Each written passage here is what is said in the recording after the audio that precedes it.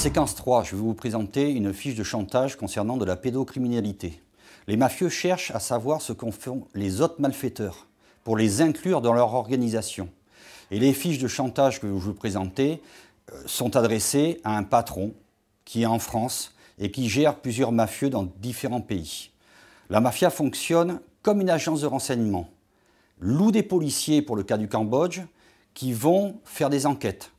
Le résultat de cette enquête est traité pour faire des fiches de chantage et tenir la personne toute sa vie. Cette fiche, je l'ai récupérée à Phnom Penh. Elle était dans mon livre. C'est quelque chose de très ouvert. J'avais fait figurer ces fiches qui sont semi-manuscrites, dont on peut reconnaître l'écriture dans le livre « La mafia française, ses méthodes et ses réseaux ». Dossier cassette pédophile et assassinat.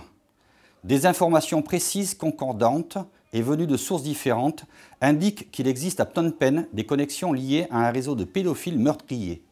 En effet, l'extrême précarité de certains enfants des rues, abandonnés par leurs familles, non pris en charge par des autorités défaillantes ou par les ONG, plus ou moins survivants par la prostitution, se droguant par l'inhalation de solvants organiques, fait d'eux des victimes potentielles de ces réseaux.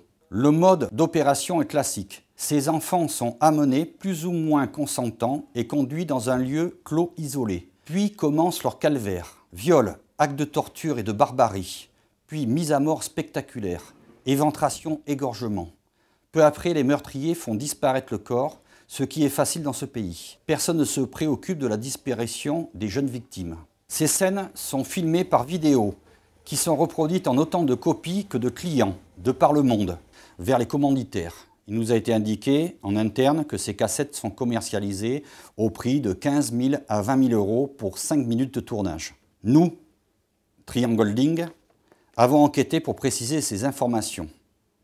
Ont été remis au commandant de police en poste à l'ambassade de France un stock de films à caractère pédophile, dont certaines avec actes de torture et mise à mort. Une source bien informée nous a indiqué qu'un Français, qui serait un ancien militaire et actuellement travaillant au sein d'une ONG, organiserait la réalisation et l'expédition de ces films.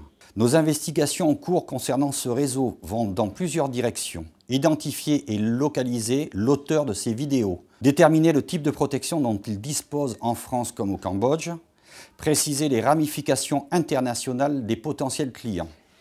Mes commentaires personnels. J'avais pratiquement identifié l'auteur de ces vidéos. J'en avais débattu avec les mafieux.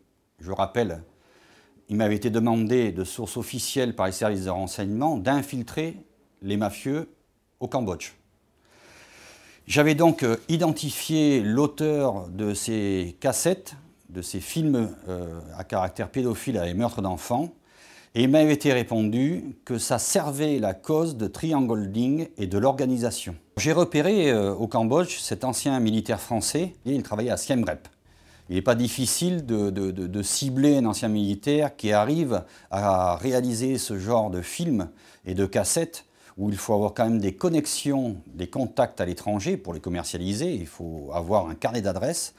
J'ai dénoncé au service de police en France cet ancien militaire, j'ai donné cette fiche semi-manuscrite à la police française, mais depuis je n'ai jamais plus aucune nouvelle et je ne sais pas où en étaient les investigations de la police française sur ce sujet de pédocriminalité.